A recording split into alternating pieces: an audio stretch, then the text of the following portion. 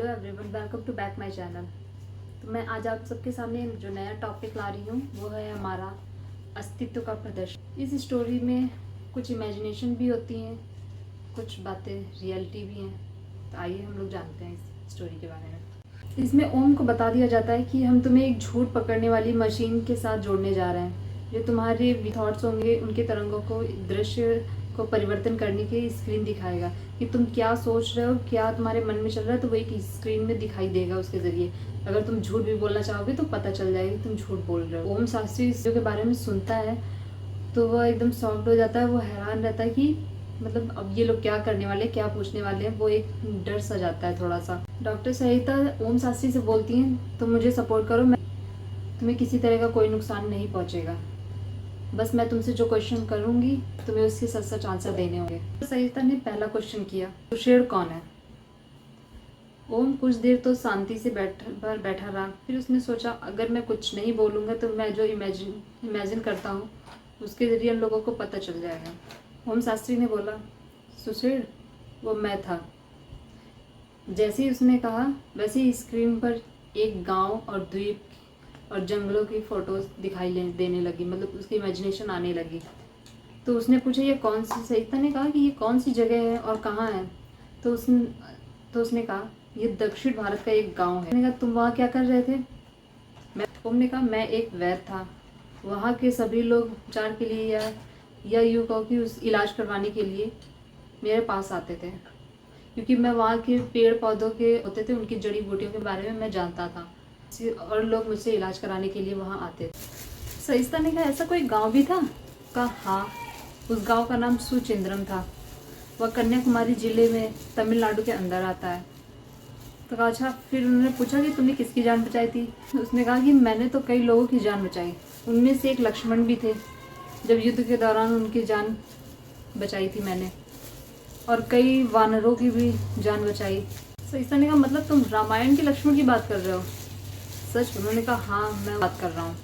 जैसे ही ओम ने ये सारी बातें सोचना शुरू की तब स्क्रीन पर जैसा वो सोच रहा था वैसे स्क्रीन पर दिखने लगा कि वो सोच रहा था कि एक कोई है जिसकी लंबी दाढ़ी है, थोड़ा सा बूढ़ा है और हाथ में लकड़ी लिए हुए है, जड़ी बूटी है, उसके आसपास बहुत सारी जड़ी बूटियाँ हैं।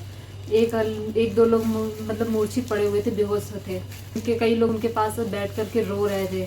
तब ऐसा दिख रहा था, जैसे स्क्रीन पर लग रहा था कि वाकई में जैसे कि वानर की सेना हो। और लोग ऐसे हैरान हो रहे थे, देख रहे थे कि एकदम स्पष्ट दिख रहा था जैसे कोई और नहीं बल्कि रामायण के राम, लक्ष्मण और सुषेण और हनुमान, ऐसे सभी लोग दिख रहे थे उसमें। सरिता पूछती है कि कैसे सब संभव है कि तुम आज भी जीवित हो? मैं तब से वृद्ध नहीं हुआ हूँ। मुझे बहुत बार थकान महसूस होती है, लेकिन बिना खाए और आराम किए ही मैं अपने आप को ऊर्जा से भर लेता हूँ।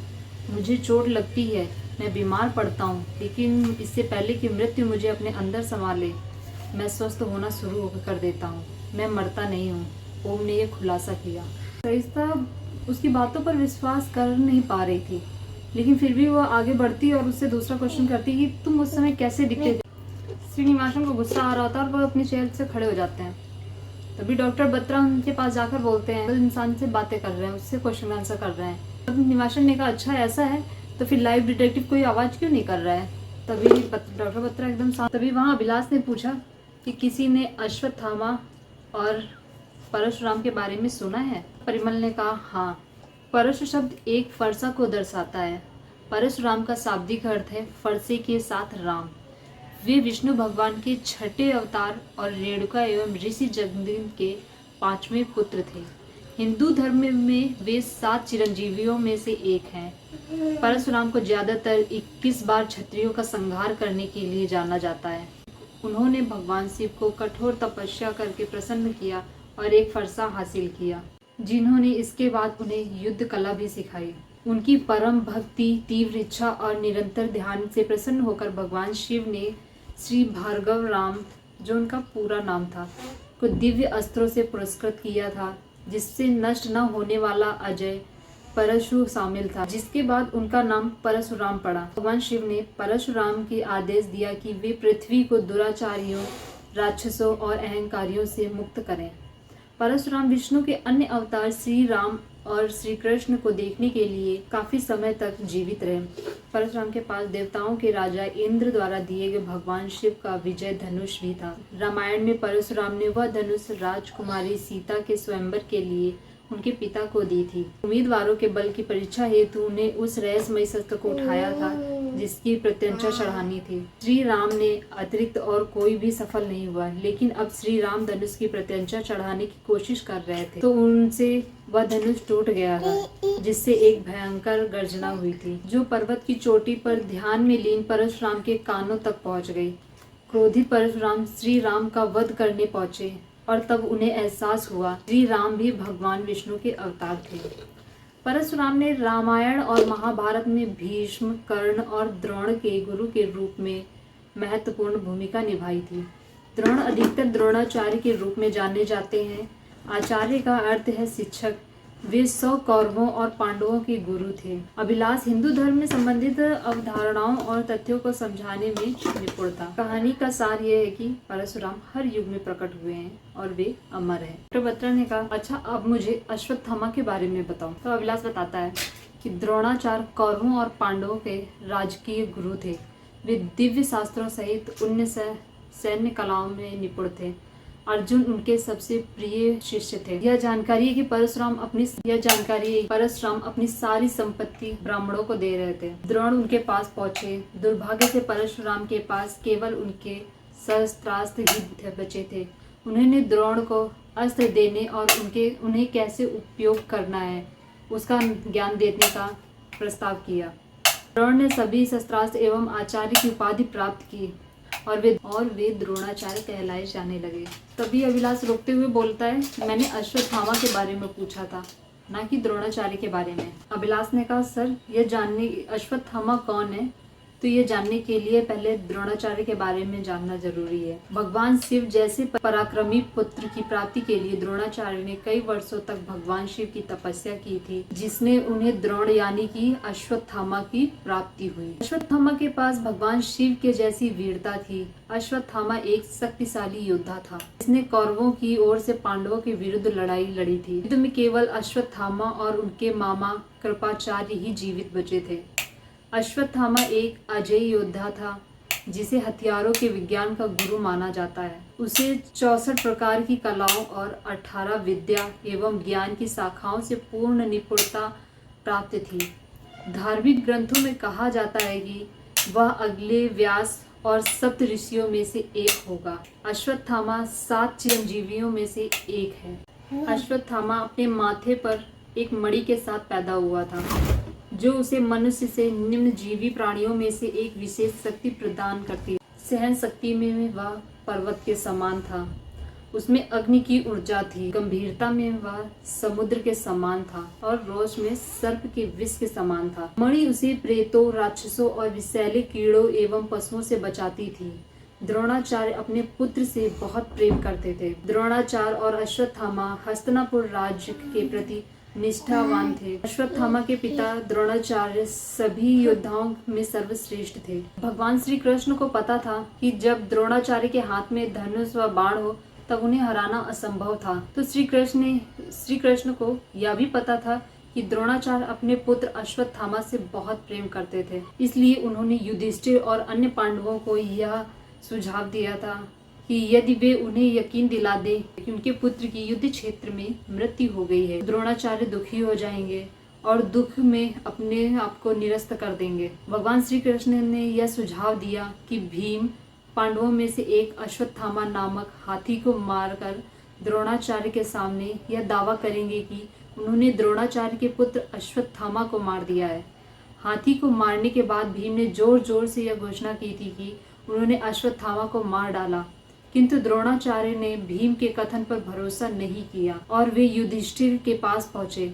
द्रोणाचार्य को युधिष्ठिर के सत्य के प्रति दृढ़ निश्चय का पता था और वे जानते थे कि वे कभी झूठ नहीं बोलते हैं। द्रोणाचार्य युधिष्ठिर के पास पहुंचे और उन्होंने पूछा कि क्या उनके पुत्र की मृत्यु हो चुकी है। युधिष्ठिर ने कहा, अश्वत्थामा की मृत्यु हो चुकी है, किंतु वह एक हाथी था, उसका पुत्र नहीं। उसने यह भी जानते थे कि युधिष्ठिर के लिए झूठ बोलना असंभव था। उनके आदेश पर अन्य योद्धाओं ने तुरही और शंख बजाते हुए इस तरह से प्रसन्नता का शोर मचाया कि द्रोणाचार्य को केवल इतना ही सुनाई दिया कि अश्वत्थामा की मृत्यु हो चुकी है। वे युधिष्ठिर के उत्तर का दूसरा हिस्सा नहीं सुन पाते हैं। व्यथा में परिपूर्ण अपने पुत्र को मरा हुआ मानते हुए द्रोणाचार्य अपने रथ से उतर गए, अपने अस्त्र शस्त्र त्याग दिए और समाधि में बैठ गए। अपने नेत्रों को बंद करके उनकी आत्मा अश्वत्थामा की आत्मा की खोज में क्षत्रिय यात्रा का स्वर्ग में चली गई। जब वे निहत्थे थे तो उन्हें मार दिया गया था। इस प्रकार युद्ध के 18वें दिन गुरु द्रोणाचार्य भगवान श्री कृष्ण और पांडवों का इस्तेमाल किए गए अनुचित साधनों द्वारा मारे गए थे। इस घटना में अश्वत्थामा को गहरा झटका लगा। उन्होंने किसी भी मूल्य पर पांडवों के अध्याय को समाप्त करने का फैसला किया था। कौरवों की हार के बाद युद्ध की आखिरी रात में अश्वत्थामा बहुत ही बेचैन और परेशान एक पेड़ के नीचे बैठा हुआ था। उससे पांडवों कुछ जीवित योद्धाओं के साथ उसने रात को शिविर पर आक्रमण किया। अश्वत्थामा ने संपूर्ण पांडव शिविर जलाकर राख कर दिया। कुछ भी नहीं बचा और वह आगे बढ़ा और पांडवों की सेना ने कई प्रमुख योद्धाओं को भी मार दिया। उसने पांडवों के 5 पुत्रों को यह सोचकर कि वे पांडव भाई हैं, सोते समय मार दिया था। कहानी के कुछ संस्करणों में वह जानता था कि ये पांडव नहीं उनके पुत्र हैं, फिर भी उसने उन्हें मार दिया क्योंकि उनके पिता को नहीं ढूंढ पाया।